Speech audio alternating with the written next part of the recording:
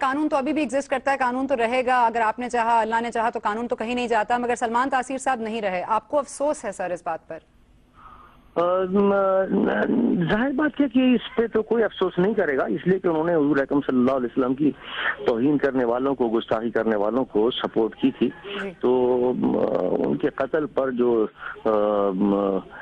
حضور سے محبت رکھنے والے ہیں وہ کسی طور پر اس پہ افسوس کا اظہار تو نہیں کریں گے۔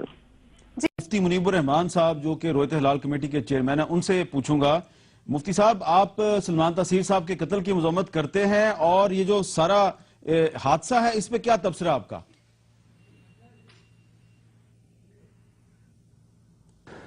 بسم اللہ الرحمن الرحیم۔